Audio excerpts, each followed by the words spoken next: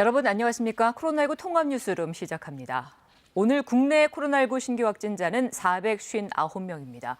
휴일이라서 검사 건수가 줄었는데도 신규 확진자가 엿새째 400명 넘게 나왔습니다. 재난방송센터 연결해서 국내 코로나19 상황 자세히 짚어보겠습니다. 이혜진 기자, 오늘 오전에 발표된 현황 먼저 전해주시죠. 네, 국내 코로나19 신규 확진자는 459명입니다. 해외 유입은 23명이고요. 국내 발생이 436명인데요. 위중증 환자는 7명이 줄었고 사망자는 2명이 늘었습니다. 오늘 확진자가 어제보다 조금 줄었지만 계속해서 400명대입니다. 엿새째 이어지고 있는데요. 검사 건수가 크게 줄었는데도 확진자 규모는 비슷하게 발생했습니다. 양성률은 전날보다 크게 높아져 2%를 넘었습니다. 확산세가 지속되는 양상입니다. 국내 발생 확진자를 지역별로 보면요. 세종과 대전을 제외한 15개 시도에서 신규 확진자가 발생했는데요. 경기가 가장 많아서 200명을 육박하고요. 서울은 100명을 넘었습니다. 수도권 집중 현상이 계속 이어지고 있습니다. 그리고 집단 감염의 영향으로 경남의 증가세가 큰데요. 52명입니다. 수도권에서는 이렇게 아동시설, 교회, 학교 등 20명 안팎의 집단 감염이 산발적으로 이어지고 있습니다. 경남의 집단 감염 상황을 보면요. 경남 진주의 목욕탕과 관련된 확진자가 93명까지 늘었습니다. 목욕탕 방문자와 가족, 지인, N차 감염이 이어지면서 누적 확진자가 계속 늘어날 것으로 우려됩니다. 네, 코로나19 백신 접종은 어느 정도 진행됐습니까?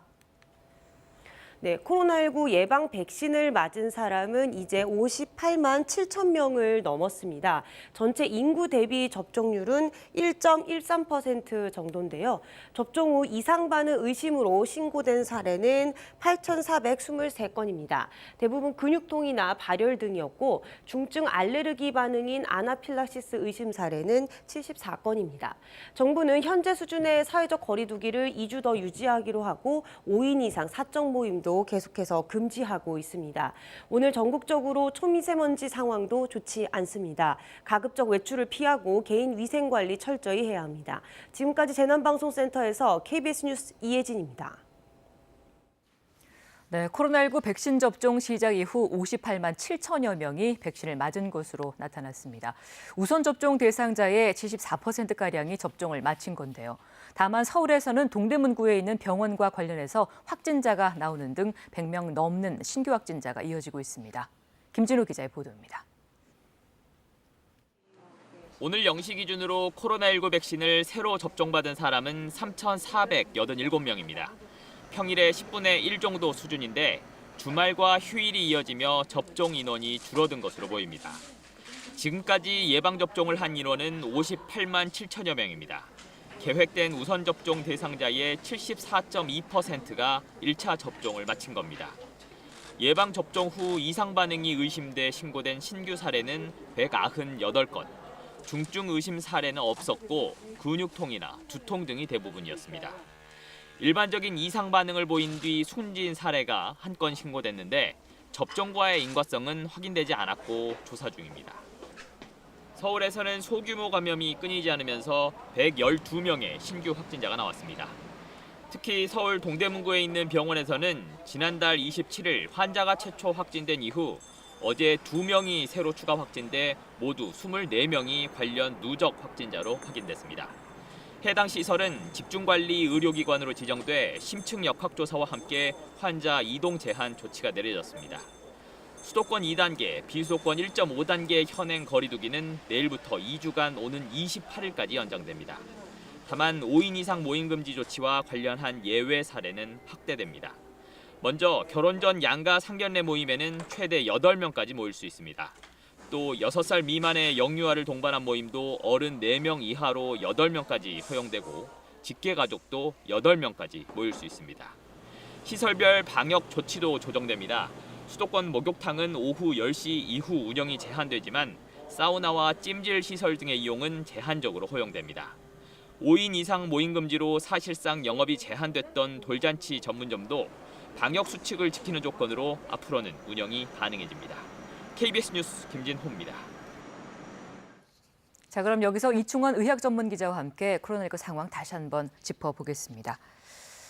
자, 이 기자 먼저 확진자 현황과 추이부터 살펴볼까요? 네, 앞서 살펴봤지만 국내 발생은 436명이고요. 수도권이 326명을 차지해서 75%를 차지하고 있습니다. 네. 지금 3차 유행은 계속 지속되고 있는 상황이고요. 지난주까지만 해도 300명대였는데 이번 주는 지금 400명대로 정체기를 보이고 있는 상황입니다.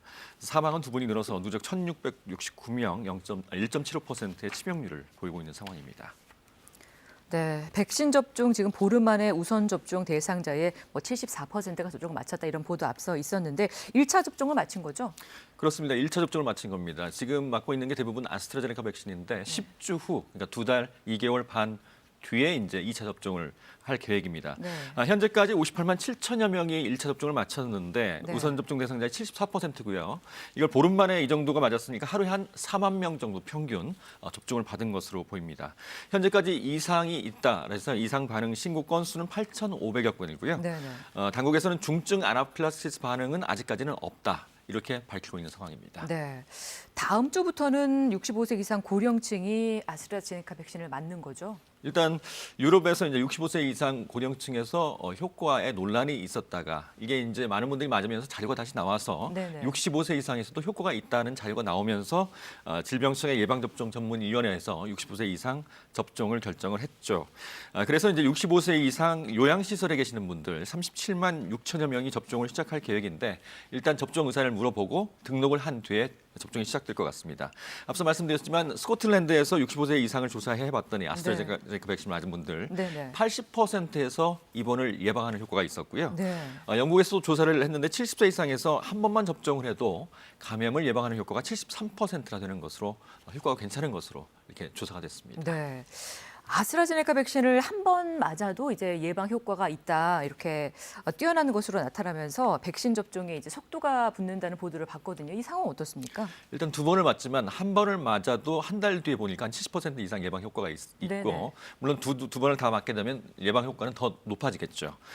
그래서 국내에서 지금 백신 접종의 속도가 붙고는 있는데 네. 일단은 노인분들을 중심으로 해서 1차 접종자 수를 최대한 늘리는 방안을 좀 선택을 해야 될 것 같습니다. 왜냐하면 한 번만 맞아도 효과가 좀 있으니까요. 네네. 그래서 앞서 말씀드렸지만 아스트라제네카 백신은 8주 후에 맞는 걸로 원래 돼 있었는데 네. 이걸 10주로 10주로. 연장을 했습니다. 네. 왜냐하면 이 기간이 늘어날수록 효과가 더 올라간다는 그런 연구 결과도 있고요. 네네. 또 백신 수급 상황을 좀 생각을 해야 돼서 네. 10주로 이제 접종 간격을 늘렸고요.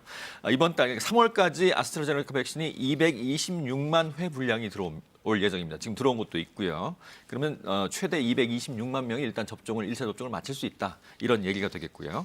아스트라제네카 백신은 5월 말부터는 또 700만 회의 추가 공급이 지금 들어올 예정입니다. 네. 유럽 각국에서 접종 뒤에 혈전이 생겼다는 부작용이 보고되면서 세계 각국에서 이제 유럽 각국에서 아스트라제네카 백신 접종이 중단되기도 했어요. 일단 오스트리아에서 특정 일련 번호, 그러니까 같은 곳에서 같은 시기에 생산된 네네. 그런 특정 일련 번호 백신, 아스트라제네카 백신에서 그걸 맞고 혈전이 생겼다는 사람이 2명이 보고가 됐고 네. 그중 1명이 숨졌습니다. 그래서 이제 혹시 백신을 맞고 이게 혈전이 생긴 게 아니냐 조사에 들어갔는데 현재까지는 백신으로 혈전이 생성됐을 그런 가능성이 매우 희박하다 이렇게 네. 얘기를 하고 있고요. 네네. 이 혈전이라는 게 사실은 일반인들도 생길 수 있습니다. 건강이 안 좋은 분들. 예를 들어서 오랜 침산 생활을 하셔가지고 많이 돌아다니지 못하거나 움직임이 적거나 또 비만 등인 사람들은 이 다리에 혈전이 생겨서 이게 올라가서 폐 동맥을 막으면 치명적일 수 있거든요. 그런 것들은 이 백신이 아니어도 얼마든지 생길 수 있기 때문에 아마 우연한 결과다 이렇게 보고 있는 것 같습니다. 같은 일련 번호의 아스트라제네카 백신은 국내 수입은 안 되고 있고요. 국내에서도 일단 백신을 맞고 혈전이 생겼다는 부작용 신고도 없는 상황입니다. 그 세계보건기구가 또 조사를 했는데 네. WHO 세계보건기구는 백신과 혈전과는 인과관계가 없다라고 이렇게 얘기를 했습니다. 네. 이 한 번만 접종하는 얀센 백신은 어떻습니까? 세계보건기구가 긴급 사용을 승인했죠? 지금까지 5개 백신이 나와 있죠. 네네. 그런데 그중에 얀센 백신, 그러니까 존슨앤존슨의 자회사가 얀센인데 네네. 얀센 백신은 딱 한 번만 맞아도 예방 효과가 있는 것으로 나타나서 1회 접종하는 그런 백신입니다. 유럽의약품청에서 이미 승인을 권고를 했고 고령층 조사를 해보니까 임상시험에서 상당한 효과가 나타나서 세계보건기구가 긴급 사용을 승인을 했습니다. 한 번 접종하니까 이제 접종률을 많이 높일 수가 있겠죠. 없겠죠. 네네. 한 번 접종하면 끝나는 거니까요. 국내에 도입되는 것은 2분기, 그러니까 4월부터 국내에 도입이 되는데 600만 명분 정도가 순차적으로 들어올 예정입니다. 네. 이 16세 이하 청소년들에 대한 얘기를 좀 나눠보고 싶은데 이 백신 접종이 몇 주 후면 이들에게도 가능할 것이다 이런 전망도 나왔잖아요.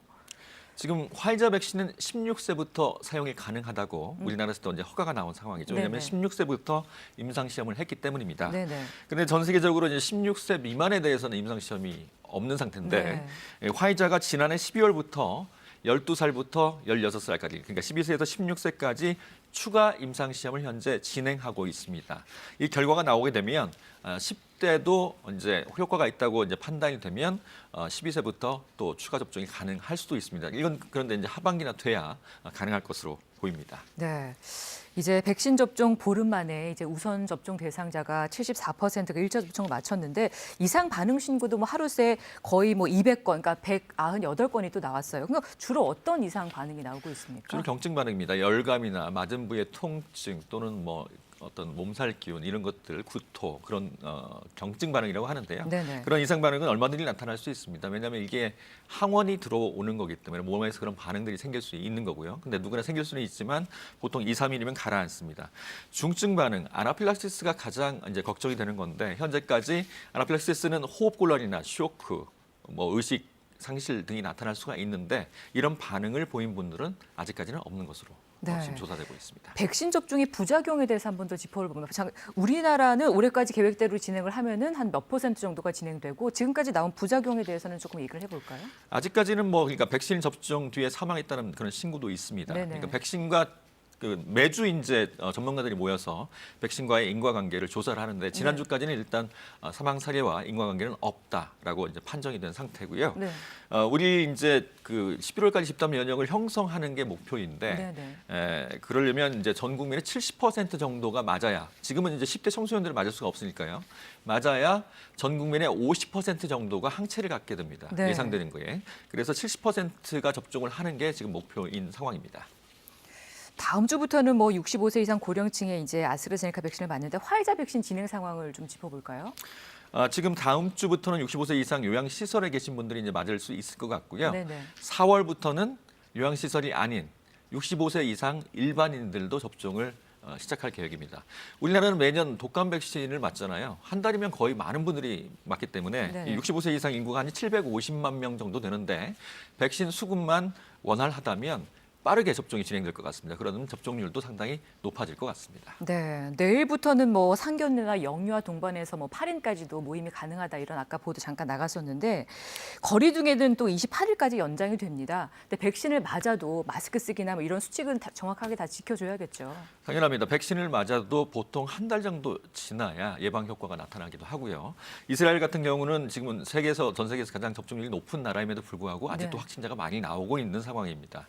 왜냐하면 이스라엘 같은 경우는 접종을 시작하기 전에 하루에 2,000명씩 나왔는데 접종을 시작하고 한 달 지나니까 8,000명이 나왔습니다. 4배나 많이 나온 상태죠. 그게 이제 경각심이나 이런 것들이 좀 줄면서 거리두기가 좀 잘 지켜지지 않았기 때문입니다. 국내도 지금 그런 가능성이 있고 지금 현재 하루에 400명대면 상당히 많은 숫자가 나오고 있는 상황이거든요. 백신 접종이 시작이 되고 많은 분들이 맞고 있지만 마스크 착용, 거리두기 잘 지키셔야 될 것 같습니다. 네, 더 유의해야겠습니다. 오늘 말씀 고맙습니다. 네, 다음 뉴스입니다. 어제도 LH 직원이 또 숨진 채 발견됐습니다. 경찰이 사흘 전 이 직원에 대한 부동산 투기 관련 첩보를 접수해 조사하려던 참이었는데요. 한편 이틀 전 숨진 전북 본부장 출신 LH 간부는 수사 대상인 직원 3명과 함께 근무했던 사실이 확인됐습니다. 보도에 문예슬 기자입니다. LH 직원 A씨가 자신의 땅에 설치한 컨테이너에서 숨진 채 발견됐습니다. 50대인 A씨는 LH 파주사업본부에서 근무해왔고 그제까지 정상 출근했습니다. 그제 점심 먹고 내가 좀 있다가 다녀갔으니까 거기 뭐 조만간 돼요 이렇게만 했지. 비위만.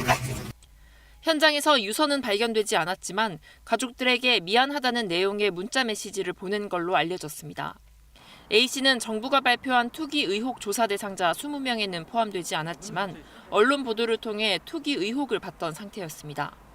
2016년부터 파주 삼박리 일대에 동료와 함께 땅을 샀는데 그 뒤로 개발 호재가 잇따랐습니다. 땅 주변에 수도권 제2순환고속도로 나들목과 산업단지 개발 계획이 발표된 겁니다. 경찰은 A씨가 부동산 투기를 했다는 첩보가 접수돼 사실관계를 확인할 예정이었다고 밝혔습니다.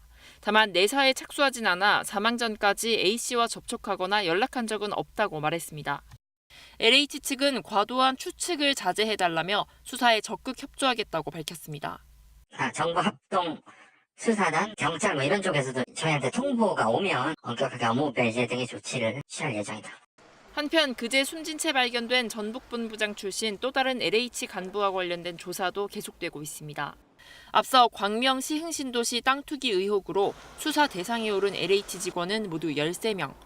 이 가운데 3명이 2018년부터 2년 동안 해당 간부와 함께 전북 지역본부에서 근무했던 걸로 확인됐습니다. 경찰은 이 같은 사실이 간부의 사망과 어떤 연관이 있는지, 다른 직원들의 투기 의혹은 없는지 등을 살펴볼 계획입니다. KBS 뉴스 문예슬입니다. 땅 투기 사태를 수습하고 공급 대책 실무를 지휘할 LH의 수장 자리는 석 달째 비어 있습니다. 정부는 경찰 조사 상황과 관계없이 3기 신도시 등 주택 공급을 계획대로 진행한다는 방침인데요. 어떤 것들이 변수가 될 수 있을지 손혁정 기자가 보도합니다. 땅 투기 의혹과 경찰 수사, 여기에 계속되는 직원 사망 소식까지. LH 내부에선 충격적이고 허탈하다는 반응이 나왔습니다. 한 관계자는 경찰 수사가 신속하게 이루어져 지금의 사태가 빨리 수습되길 바란다고 전했습니다. 하지만 혼란을 추슬러야 할 LH의 수장 자리는 석 달째 비어 있습니다. 지난해 말 변창흠 전 사장이 국토부 장관으로 간 뒤 아직도 후임자를 못 찾고 있습니다. 임명 제청권을 가진 국토부도 고심에 빠졌습니다. LH가 3명의 후보자를 올렸지만 지금의 상황에서 엄중하게 대응할 수 있는 적격자가 없다며 다시 추천하라고 통보했습니다. 이런 상황 속에서도 정부는 주택 공급엔 차질이 없을 것이라고 거듭 강조하고 있습니다. 7월로 예정된 제3기 신도시 사전 청약 일정도 향후 관련 조사와 수사 진행 상황과 관계없이 계획대로 진행해 나갈 것임을 말씀드립니다. 남양주 왕숙과 하남 교산 등 먼저 발표된 3기 신도시에선 이미 보상 절차가 진행되고 있어 계획 자체를 바꾸긴 현실적으로 어렵습니다. 변수는 경찰 수사 결과입니다. LH 직원이나 공직자 등의 투기 혐의가 광범위하게 확인될 경우 지금의 보상 제도를 손봐야 할 상황이 올 수도 있습니다. 수용 대상 토지 소유자에게 현금 대신 단독주택 용지나 아파트 분양권을 주는 게 투기를 부추겼다는 지적이 일고 있기 때문입니다. 광명 시흥지구에서 촉발된 땅 투기 의혹이 커지는 가운데 정부 관계자는 15만 가구 규모의 2차 신규 택지를 다음 달 중순 이후에 발표할 것이라고 KBS에 밝혔습니다. KBS 뉴스 천유정입니다. 오거돈 전 부산시장으로부터 성추행을 당한 피해 여성을 악성 댓글로 모욕한 혐의로 기소된 50대에게 1심 법원이 검찰이 청구한 것보다 무거운 벌금형을 선고했습니다. 서울중앙지법 형사 11단독 장영채 판사는 모욕 혐의로 재판에 넘겨진 59살 광모 씨에게 벌금 70만 원을 선고했습니다. 재판부는 피해자가 상당한 정신적 피해를 입은 것으로 보인다며 곽 씨가 반성하는 점 등을 고려했다고 밝혔습니다. 곽 씨는 지난해 6월 한 포털 기사에 피해자를 비방하는 댓글을 단 혐의로 기소됐고 벌금 50만 원의 약식 기소되자 정식 재판을 청구한 것으로 알려졌습니다. 환경부는 오늘과 내일 수도권과 충남 지역을 중심으로 미세먼지 농도가 나쁨 이상 수준으로 전망됨에 따라 오늘 오전 6시부터 수도권 전역에 미세먼지 예비 저감 조치를 발령했습니다. 이에 따라 공공사업장 운영 시간 단축, 건설 공사장 비산먼지 억제, 도로 청소차 운영 확대 조치 등이 시행됩니다. 환경부는 또 야외 활동 자제와 외출 후 손 씻기, 세수하기 등을 강조했습니다. 유혈 사태가 이어지고 있는 미얀마에선 군경의 강경 진압으로 또 최소 8명이 사망한 것으로 전해졌습니다. 군부 쿠데타에 대응해 별도로 세워진 문민정부의 대표는 군부를 뒤집고 혁명을 추진하겠다고 밝혔습니다. 안양봉 기자의 보도입니다. 군경의 유혈 진압으로 미얀마 민주화 시위 희생자가 70여 명으로 늘었습니다. 미얀마 현지 매체와 외신은 어제 미얀마 제2도시 만달레이에서 4명, 최대 도시 양곤 등지에서도 최소 4명이 또 숨졌다고 전했습니다. 양곤의 한 경찰서에선 구금된 시민을 석방할 것을 요구하는 시위대를 향해 경찰이 발포를 한 것으로 전해졌습니다. 미얀마 군부는 아웅산 수치 고문을 제거하겠다는 속내를 노골적으로 드러냈습니다. 군정 대변인 조민톤 장군은 수치 고문이 양곤 주지사로부터 금 11.2kg 등 뇌물을 받았다고 주장했습니다. 수치 고문은 기존 4개 혐의에 뇌물 수수죄까지 더해져 유죄가 확정되면 최장징역 24년형이 선고될 수 있습니다. 군부 쿠데타에 대응해 별도로 세워진 연방의회 대표위원회가 임명한 마닌 카잉딴 부통령은 여명이 멀지 않았다며 미얀마의 모든 민족이 민주주의를 위해 힘을 하나로 모으자고 촉구했습니다. 실제 미얀마 여러 지역을 장악하고 있는 민족 무장단체 중 일부는 문민 정부에 지지를 표명한 것으로 전해졌습니다. 한편 미얀마에 체류 중인 우리 교민 3,500여 명 중 일부는 정부가 마련한 임시 여객기 4편을 타고 귀국할 예정입니다. KBS 뉴스 안양봉입니다.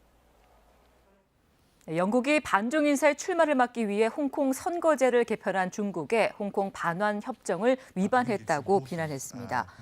도미닉 라브 영국 외무장관은 어제 성명에서 홍콩 선거제 개편안은 중국에 반대하는 모든 목소리를 억압하는 것이라며 홍콩의 자유와 기본권을 존중하고 법적 의무를 준수할 것을 촉구했습니다. 중국 입법기관인 전국인민대표대회가 지난 11일 의결한 홍콩 선거제 개편안은 선거 입후보자 자격을 심사하는 고위급 위원회 설치 등을 골자로 하고 있어 중국에 반대하는 목소리를 잠재우기 위한 것이라는 해석이 나오고 있습니다. 조 바이든 미국 행정부가 2월 중순 이후 여러 채널을 통해 북한과 마쿠 접촉을 시도했다고 로이터 통신이 행정부 익명의 고위 관리를 인용해 보도했습니다. 로이터 보도에 따르면 이 관리는 2월 중순 이후 뉴욕을 포함한 여러 채널을 통해 북한 정부에 접촉하려는 시도가 있었지만 현재까지 평양으로부터 어떠한 답변도 받지 못했다고 밝혔습니다. 이와 관련해 유엔 주재 북한 대표부는 아무런 언급을 내놓지 않았다고 이 통신은 전했습니다. 지난해 작황 부진에다 수요까지 늘면서 채소와 과일값이 계속 줄줄이 오르고 있는데요. 어디에서 파는지에 따라 가격 차이도 크다고 합니다. 그 이유가 무엇이고 또 이런 가격 상승세가 언제까지 계속될지 우정화 기자가 취재했습니다. 설이 지난 지 한 달이 됐지만 여전히 부담스러운 먹을거리 가격에 주부들은 쉽게 손이 가질 않습니다. 제일 체감하는 건 야채가 좀 비싸고요. 좀 담다 보면은 뭐 5만 원, 조금 뭐 필수품 뭐 사고 하면 10만 원은 뭐 금방 되니까. 높은 식탁 물가는 통계로도 어김없이 확인됩니다. 지난달 파 가격은 1년 전보다 3배 넘게 급등했고 사과도 50% 넘게 올랐습니다. 농산물을 중심으로 값이 크게 오르면서 지난달 전체 농축수산물 가격 상승률은 16%를 넘어 10년 만에 최고치를 기록했습니다. 소비자들을 더 혼란스럽게 하는 건 판매하는 곳에 따라 가격 차이가 크다는 점입니다. 한 대형마트, 대파 한 단에 9,000원 가까운 값에 판매 중입니다. 온라인에선 약 7,000원, 한 중소형 마트에선 4,000원대에 팔리고 있습니다. 많게는 배 가까이 차이가 나는 것입니다. 어디서 사오는지, 또 이익을 얼마만큼 남기는지에 따라 소비자 가격이 제각각이기 때문입니다. 사람들이 직거래에서 거래를 하고 공판장에서 직접 구매를 통해서 최소 마진으로 고객 여러분들의 장바구니를 덜어드리고 있습니다. 이런 식탁 물가 상승세는 외부 요인까지 겹쳐 당분간 쉽게 꺾이긴 어려워 보입니다. 최근 세계적으로 식품 가격뿐만 아니라 원자재 가격이 빠르게 오르고 있어서 일부 시차를 두고 국내 소비자 물가를 상승시키는 요인으로 정부도 식탁 물가의 추가 상승 가능성이 있다고 보고 국제 동향을 점검해 선제적으로 대응하기로 했습니다. KBS 뉴스 우정화입니다. 충북 충주의 산란계 농장에서 고병원성 조류 인플루엔자 확진 판정이 나왔습니다. 이에 따라 국내 가금 농장과 체험 농원 등에서 발생한 고병원성 AI는 모두 106건으로 집계됐습니다. 방역당국은 발생지 근처 농장에서 사육하는 가금을 예방적 처분하고 이동 제한과 집중 소독 등 강화된 방역 조치를 시행할 계획입니다. 코로나19 여파로 치솟은 경제협력개발기구 회원국들의 실업률이 올해 1월 평균 6.8%에 머무는 가운데 한국은 이보다는 낮지만 빠르게 악화하면서 21년 만에 최고치를 기록했습니다. OECD가 국제노동기구의 기준에 맞춰 집계한 1월 실업률 통계를 보면 OECD 회원국 평균은 6.8%로 한 달 전인 지난해 12월과 같았습니다. 이에 비해 한국의 1월 실업률은 5.4% 수준이지만 지난해 9월부터 악화 기조를 보이면서 1999년 10월 이후 최고치를 기록했습니다. 4.7 재보궐선거를 앞두고 정부는 모레 16일부터 20일까지 거소투표 신고를 접수합니다. 거소투표 대상자는 병원이나 요양소에 머무르거나 신체 중대한 장애가 있어 거동할 수 없는 사람으로 코로나19 확진자도 포함됩니다. 코로나19 확진 판정을 받고 병원이나 생활치료센터 입원했거나 선거구 밖에서 자가격리 중인 유권자는 거소투표를 할 수 있습니다. 2021년도 국가공무원 9급 공채 평균 경쟁률이 35대 1을 기록했습니다. 인사혁신처는 지난달 국가공무원 9급 공개 경쟁 채용 시험의 원서를 접수한 결과 5,662명 선발에 19만 8,110명이 지원했다고 밝혔습니다. 지난해보다 지원자는 늘었지만 선발 인원이 늘어나면서 경쟁률은 지난해 37.2대 1보다 소폭 하락했습니다. 인사처는 2022년 9급 시험 과목 개편 전 마지막 시험이어서 지원 인원이 증가한 것으로 분석했습니다. 지원자의 평균 연령은 29.2세로 지원자 중 여성 비율은 57.6%로 지난해 56%보다 조금 높아졌습니다. 시야가 상당히 답답합니다. 아침에 끼었던 안개가 옅게 남아있는 곳이 있고 이 대기 중에 미세먼지 농도가 높아서 저 멀리 건물이 흐릿하게 보일 정도로 공기가 탁한데요. 지금 미세먼지 농도가 한껏 올라 있습니다. 현재 미세먼지 농도 살펴보겠습니다. 남해안과 제주도를 뺀 전국에서 미세먼지 농도가 짙은 편입니다. 그중에서 인천에서는 초미세먼지 주의보까지 발효 중인데요. 오늘 중부와 남부 내륙, 제주도에서는 종일 미세먼지 농도가 나쁨 단계에 머무르겠고요. 그중에서 수도권 지역은 밤에 일시적으로 최고 단계인 매우 나쁨 단계까지 치솟겠습니다. 오늘 고기압의 영향권에서 구름만 끼는 날씨가 이어지겠지만 동해안은 산발적으로 빗방울이 떨어지겠습니다. 밤부터는 안개가 짙게 끼겠는데요. 중부 내륙의 가시거리는 200m 이하로 짧아지겠고 특히 바다 안개까지 유입되면서 서해안 지역은 가시거리가 무려 20m 이하로 짧아지겠습니다. 오늘 낮 최고 기온은 평년 기온을 2도에서 4도가량 웃돌면서 포근하겠습니다. 바다의 물결은 전해상에서 잔잔하겠습니다. 내일 밤부터 수도권과 영서 지역에 비가 내리겠습니다. 날씨였습니다. 코로나19 통합 뉴스룸 마치겠습니다. 함께해 주신 여러분 고맙습니다.